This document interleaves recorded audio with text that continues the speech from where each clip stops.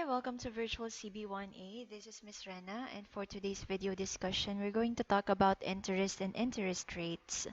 So you have to familiarize yourselves with the following symbols. So we have the symbol T. It is the moment of lending money or the present time point.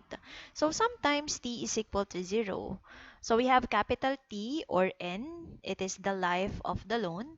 And P sub 0 is the sum provided as loan at the time point where T is equal to 0. We have S sub T, the sum of the dischargeable debt at the moment wherein T sometimes is equal to capital T or the life of the loan. So I is the interest rate of accumulation and D is the discount rate. Capital I is the interest and interest money. So the interest money or interest is given by this formula. So you have to take note of this. So we have I is equal to ST minus P sub O. If you still remember, S sub T is the sum of the dischargeable debt at the moment. This is similar to letter A, yung accumulated value, o kaya yung total amount nung nandun kayo sa GE 114. And then P sub O is the sum provided as loan at the time point. So yung total accumulated value minus the principal, so P sub O can also correspond to principal, you will get the interest. So total amount minus principal, interest yun. These are the absolute value of return from providing the money as a loan in its in any form.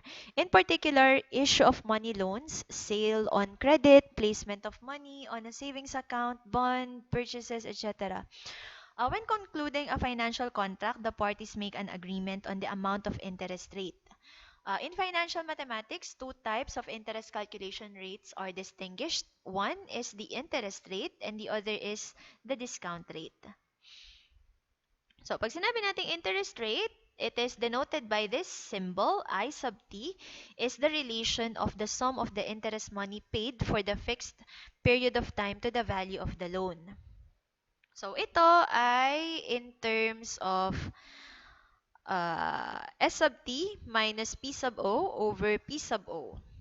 And you have to take note that I sub t is determined in form of the decimal fraction in order for the rate to be expressed in percent. It must be multiplied by 100.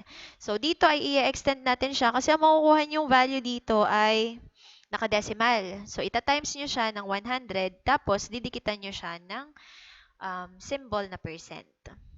Affix the symbol percent. Ngayon, ano naman ang formula natin for the discount rate? Define muna natin siya. Ito yung ating notation. So, D sub capital T. It is the relation of the sum of interest money paid for the fixed period of time to the amount of the dischargeable debt.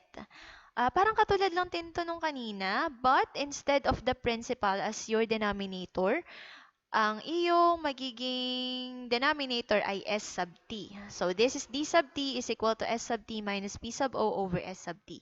Parehas pa rin tayo. Ang gagawin pa rin natin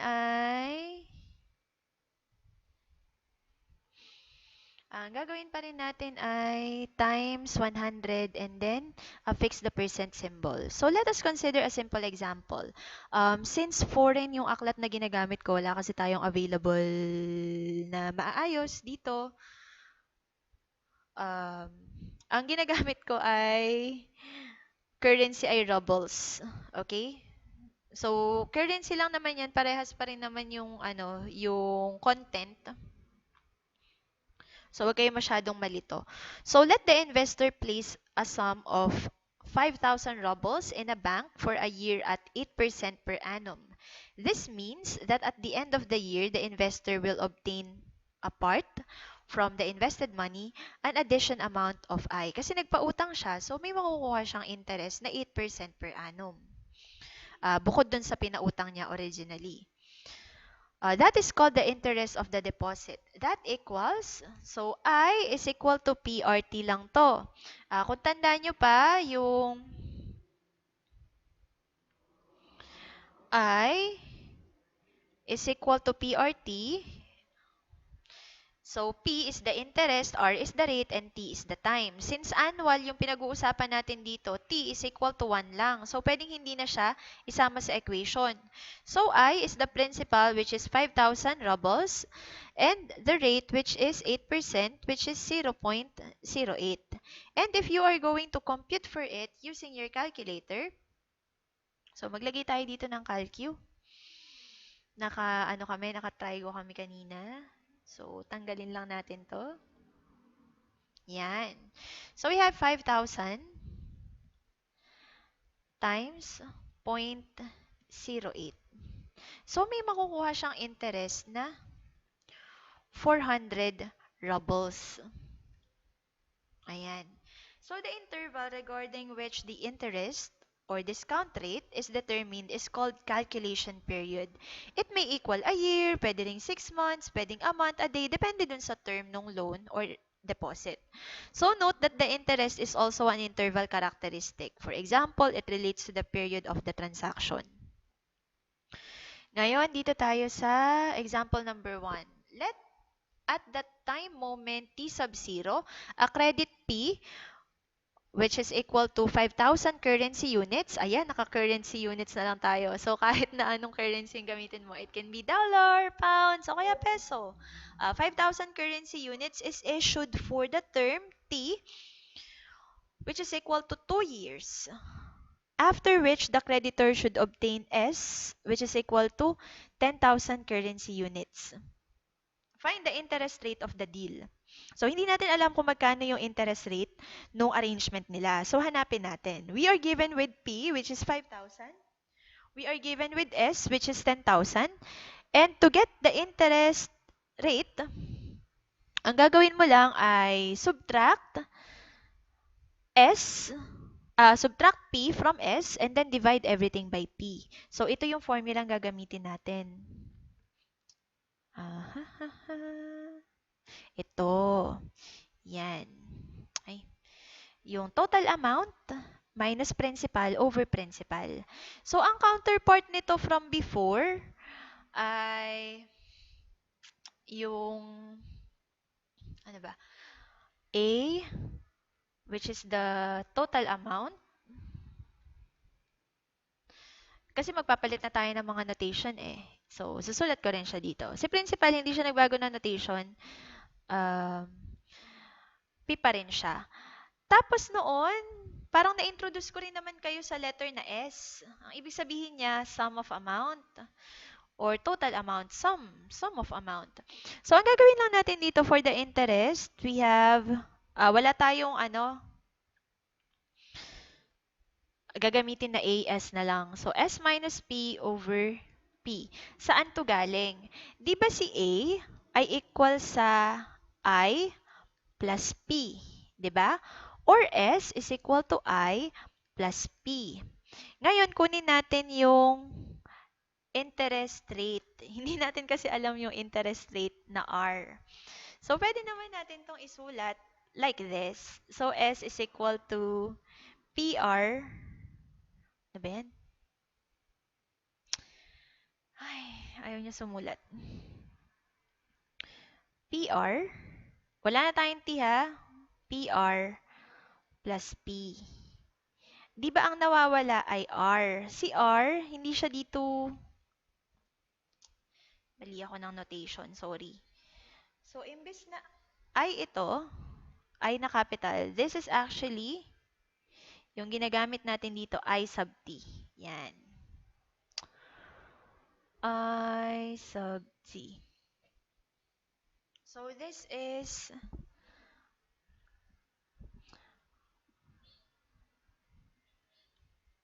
S is equal to P times I sub T plus P. So, continue natin siya. Dito na lang ha. We have S is equal to P. Factor out natin siya. And then we have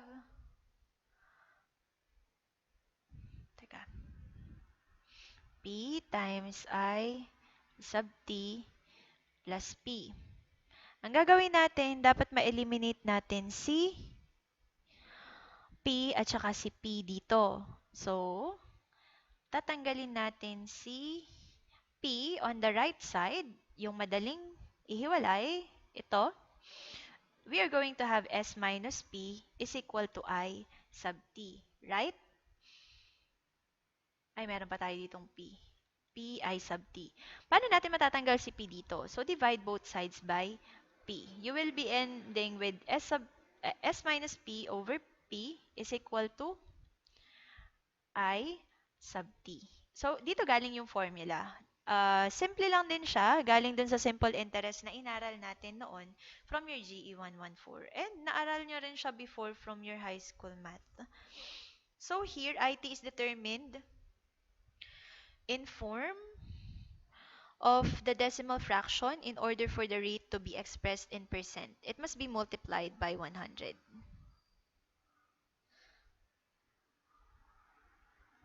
So, gawin natin yung example dito. So, we have 10,000 minus 5,000. That is 5,000 over 5,000. Magkakaroon tayo ng 1. Eh, di ba sabi natin, kapag ka mag-express ka ng interest rate, dapat imumultiply mo siya by 100 and then affix the percent symbol. So, you will end up with 100%. So, ngayon, dito naman tayo sa example number 2. A credit bill of is showing 2,000 rubles. Oh, hindi na siya currency units. Specific na siya sa rubles. 2,000 rubles for a term of 3 years is considered. Find the amount of repayment if the interest rate is 60%. So, solution. Ano-ano yung mga given natin? So, we have okay, so we are going to find the total amount na babayaran niya. We have 2,000, which is your principal, yung initially, times 1 plus 0.6. Bakit 1 plus 0.6? Kasi di ba kapag ka magbabayad ka, I think mas maganda kung kokopyahin ko to dito, tapos dito natin sagutan sa board.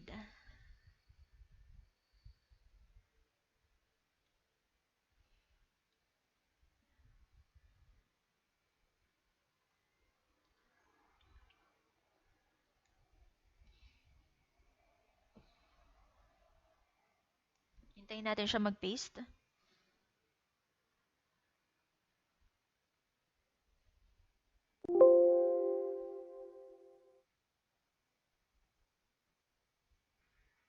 Okay, i-explain natin yung problem para hindi kayo malito. 'Di ba sabi nga natin noon, um, the amount to be paid is actually equal to the interest plus your principal, or your S is equal to the total interest plus your principal. And since I is equal to PR, S is equal to PR plus P, tapos ang R natin, ang gagamitin na nating notation ngayon ay I sub T. This is actually equal to S is equal to P times I sub T plus P. Ayan. So, meron tayong common factor dito na P. So, lagay natin dito si P and then factor out natin siya. So, P times IT divided by P. So, P over P, maiiwan na lang sa'yo ay si IT. Tama? Tama. So, we have I sub T plus, meron tayo ditong P. So, what is P divided by P? P divided by P is 1. Or, it is S is equal to P times 1 plus IT. So, ito yung formula natin dito. So, S is equal to P times 1 plus IT. So, ilagay natin yung given. Ang given natin ay P, which is 2,000 rubles. And since one-time payment siya, hindi natin ilalagay yung, di ba meron tayong PRT? Hindi natin ilalagay yung T, which is equal to 3. Why? Kasi, for a term of 3 years, diretso na 60% yung babayaran niyang interest, hindi siya annual. So, hindi mo na kailangan ilagay yung T since meron na silang prior agreement. So, we have here 2,000 plus 1 plus 0 point, ay, ano ba yun? Given nga pala tayo. So, ang R natin or I sub T is equal to 60% or 0.6. Now, let us substitute the values. Our S is equal to 2,000 times 1 plus 0.6. And that will give you 3,200. So, I hope I was able to make it clear. Kasi kapag tinignan nyo lang ng diretso yung example, baka malito kayo. Okay, so the interest rates, the rates I sub t and d sub t determined above refer to the whole period of the deal. In practice, another type of interest, which is the discount rate, referring to a chosen base time interval, is used more, usually a year. The choice of the base time interval allows normalizing the interest or discount rate of the deal according to the formula. So, yan. We have I is equal to the interest rate per term over the whole term, and D is equal to the discount rate per term over the whole term, where T is the period or term of the deal expressed in units of the base period, year, month, etc. We will operate exactly with the normalized interest rate hereafter. So, ang formula natin na given dito, from 1.1, II is equal to IT over T. And we know that the interest rate I is equal to S sub 1. So, yung total amount niya for the first term minus the principal amount, P sub 0 over P sub 0. And then, ang discount naman natin, discount rate, we have the total amount after one term minus the principal over S sub 1. Ayan. So, Formula 1.2 and Formula 1.3 imply the existence of two principles of interest calculation. So, let us consider the investment of the sum P sub 0 at the time moment of T sub 0. So, initial investment siya, P sub 0, principal amount, for one period. As it follows from 1.2, ano ba yan? As it follows from 1.2, at the moment t is equal to 1, so nakaisang term na. For example, at the period end, the investor will receive the sum S sub 1 is equal to P sub 0 plus I times P sub 0. Nagawa na natin to kanina. Principal plus the interest rate times the principal. Yun ang total na amount mo for the first term. So in addition, the sum IPO paid at the moment t is equal to 1 is the interest I, which is equal to S sub 1 minus P sub O, which is equal to IPO or IP sub 0 for the time 0 to 1 for the loan with an amount of P sub 0 at the moment t is equal to 0. So thus, the interest of the rate I is calculated for the sum of the original debt P sub 0 at the moment t is equal to 1.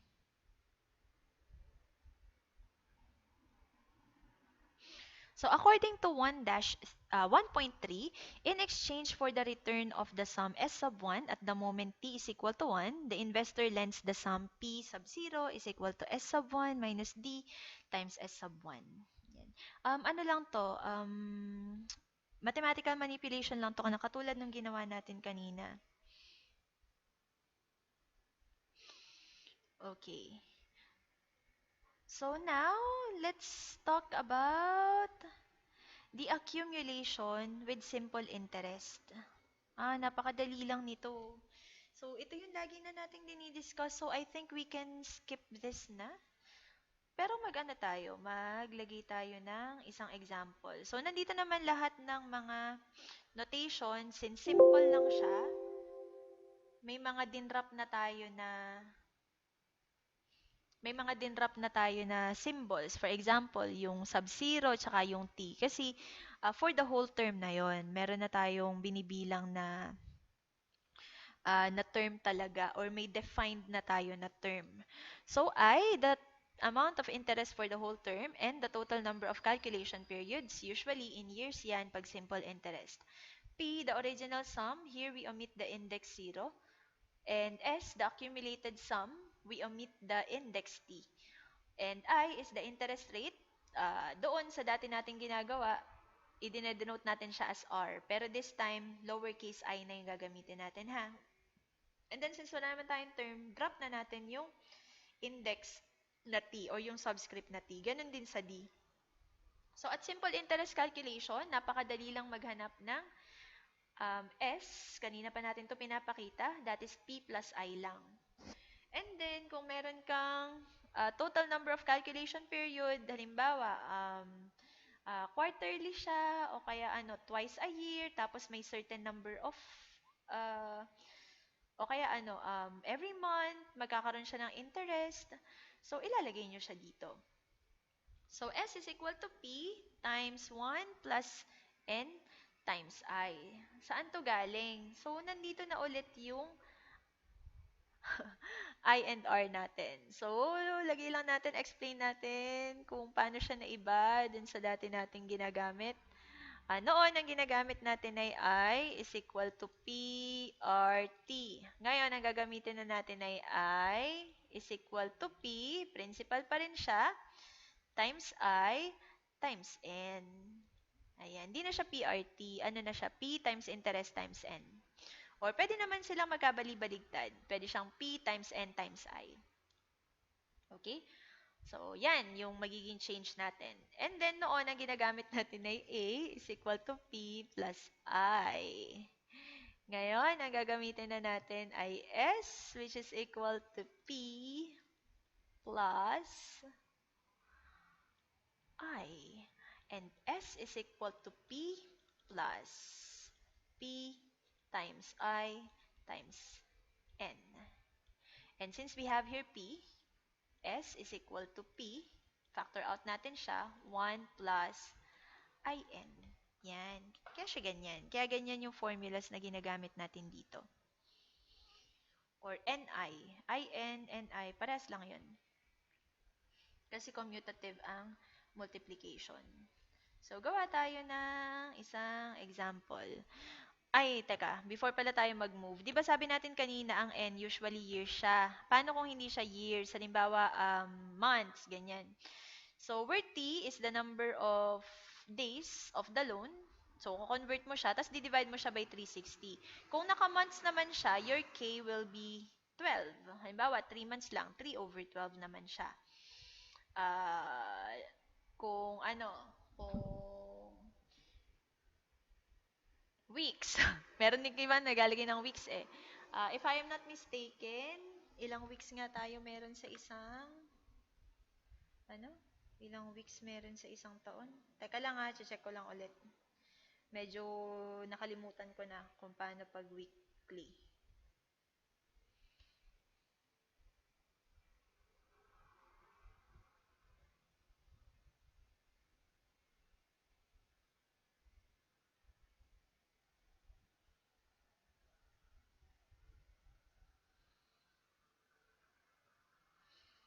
Ayun. Okay, so approximately 52 yung ginagamit natin. So kung week siya, i-over 52 nyo naman. So yung K dito, pwede itong mabago-bago ha, depende dun sa context ng problem mo. Kung every month, divide mo siya by 12. Halimbawa, N, good for 3, for 3 months, 3 divided by 12 siya. Kung naka-weeks ka naman, halimbawa 7, 7 weeks, 7 over 52. Kung days naman, ang susundin nating number ng araw ay kung commercial interest, 360. Kung exact interest, depende dun sa taon kung kailan mo talaga siya kino-compute. Pwede siya maging 365, kung leap year, 366. So, halimbawa, meron kang 26 days. 26 divided by, kung commercial siya, 360. So, gawa tayo nitong isang example. Show natin siya. So, let P be equal to 1,000 rubles. The annual rate I is equal to 10%. We will obtain sums accumulated at simple interest. So, year 1, pagka unang taon mo, so you are going to have medyo magulo yung nandito. So, ikakopy ko siya dito sa kabila kasi baka ma-confuse kayo. Ito kasi yung yung reference na nagfo-follow dun sa kailangan ko talaga ituro. Though, yung presentation niya, maganda rin naman kung mapagbasa kayo, pero kung hindi, edi dito kayo sa video tumingin para kahit hindi kayo magbasa, na iintindihan nyo kung paano ko siya ginagawa.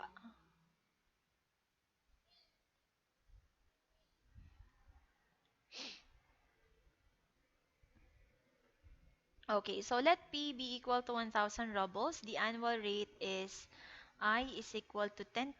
We will obtain the sums accumulated at simple interest. So, take note that for this part, wala tayong nakalagay na N. Hindi natin alam kung gaano katagal. So, for the first case, mag-assume muna tayo na isang taon siya. Saglit lang medyo nagloloko na yung laptop ko. Medyo ire-refresh ko lang siya.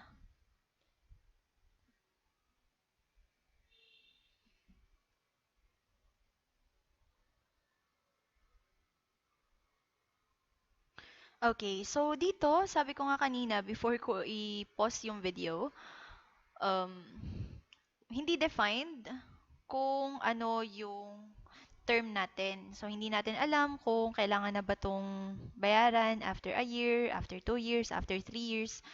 So, gagawin natin, mag-compute tayo for the first term, first year, second, third. So, paano yung mga gagawin natin kung ganun? So, dito, yung n natin ay 1. Siyempre, yung n natin dito ay 2 and yung n natin ay 3. So, pwede siyang magpalit-palit. Depende kung dadagdagan tong problem natin ng term n. Gagawin lang natin dito for the sum. We will obtain the sums accumulated at simple interest. So, we have S is equal to P times 1 plus IN or NI. Yan. So, we have S is equal to 1,000 times 1 plus, of course, since 1 lang naman siya, hindi na natin siya kailangang ilagay. And our I is 10% or 0.1. So, 0.1. So, this is equal to 1,000 times 1 plus 0.1.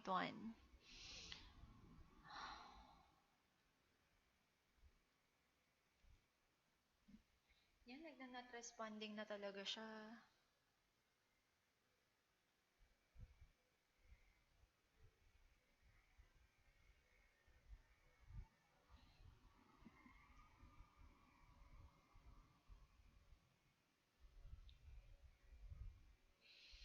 Okay, yan, nawala na siya. Ay, nag-exit yung calculator. Kuha na lang kayo sarili yung calculator. Ako rin kuha ang sarili kong calculator. Na natin siyang i-demo dito. Kasi hindi na siya kinakaya ng laptop ko. So, we have 1,000 times 0.1. Ay, teka. 1 plus 0.1. We have 1.1 times 1,000. So, you are going to have 1,100 for the accumulated value at the end of the first year. How about at the end of the second year? Since annual siya, we have P times 1 plus, meron na tayong N na 2. So, 2 times 0.10 or 0.1. Either way, parehas tama. So, we have here 2 times 0.10. We have 0.2 plus 1. Meron tayong 1.2 times 1,000. So, we have 1,200. Or, since alam natin that the interest per year is equal to 100, add ka lang ng add ng 100 for every year. So, dito, we can assume that it is 1,300 even without computing. Since we have the knowledge that the interest per term or per year is 100. Okay? So I hope I was able to make it clear. Ayan. So variable rates, let us assume that the whole term of the loan n is divided into s intervals with the duration n sub t, each being n is equal to the summation of n sub t from t is equal to 1 up to s. So at every interval rate, I sub t rules, then the formula for accumulating simple interest at the variable will have a form like this. So S is equal to, ayan, yung iba't ibang forms natin ng interest dito. So 1 plus yung first term plus the interest for the first term plus the second term plus the interest of the second term plus and so on until you reach the last term and the interest for the last term. Or that is equal to S, which is equal to P times 1 plus the summation of all the terms times the interest from the first term up to the last. Ayan. So, gawa tayo dito ng isang example. Meron tayong let P be equal to 1,000 rubles. The rate in the first year equals 10%. The second year is 12% and the third year is 15%. We will obtain a sum accumulated within 3 years with a simple interest such as this one. So, paano natin to kinukuha? Again, kakopy ko siya doon sa ating board. Last na muna to ha, tapos panibagong video tayo for the next topic kasi masyado na siyang hahaba, hindi na kinakaya nung system ko. Yan. Okay. So, di ba kukuha tayo ng summation. Summation from the first term of n sub t times I sub t. So, we have here the summation of, ay teka, ang n sub 1 natin, syempre ay 1. Ang n sub 2 natin, syempre ay sa year 2 na. Ang n sub 3 natin ay sa year 3. So, paano yung gagawin natin dito? You have to take note that kahit ito ay n sub 2 na, 1 pa rin siya kasi isang taon lang naman yung inilakad niya from, ano ba yan? Na inilakad niya from the first term. So, tigi-isa lang yan. Yan. So, dito we have 1 times 0.10. This is times 1 times 0.10. Since tigigisa lang naman sila, pwede mo natanggalin dito yung notation na 1. So, we have 0.10 plus 0.12 plus 0.15. So, dito, ang mangyayari ay kukunin natin yung interest niya per term. We have 1 year is 0.10, 1 year is 0.12. Diba? So, meron ka ditong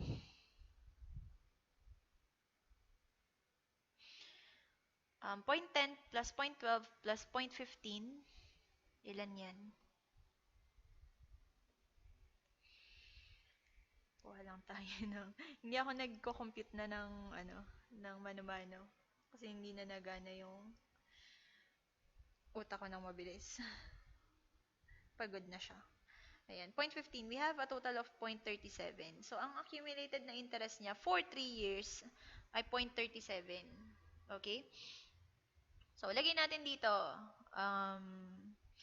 We have the formula S is equal to P times 1 plus yung summation nga, di ba? T is equal to 1 up to S NT times IT. Yan. So, we have 1,000 plus 1.37 or 1 plus 0.37 or 1,000 times 1.37. 37, which is equal to 1,370. Ano yung difference niya dito sa ginawa dito? Ang ginawa kasi dito, pinahirapan yung sarili. Kinuha yung interest per year. Eh, pwede namang ang gawin nyo, i-add nyo na lang lahat ng interest, i-define nyo kung gaano katagal, yung term niya. In our case, alam natin na meron tayong tatlo. We have 0.10, 0.12, and 0.15 na tigi-tigisang term. So, at the end of the term, mag-accumulate siya ng 0.37 na interest. So, 1 plus 0.37, since kailangan natin yung original na principal, we have 1 plus 0.37 na lang times 1,000, which is equal to 1,370. Mas madali to. Tsaka mas pangmukhang math major. Kasi gumagamit kayo ng formula, hindi kayo nag-iisa-isa. Okay? So, learn how to manipulate your given formula so that you will be able to facilitate it in solving problems the shorter way. Okay? So, thank you very much for listening. And sabi ko nga, ikakat na natin dito yung video kasi medyo naglalag na yung laptop ko. So, thank you and see you next time. Bye!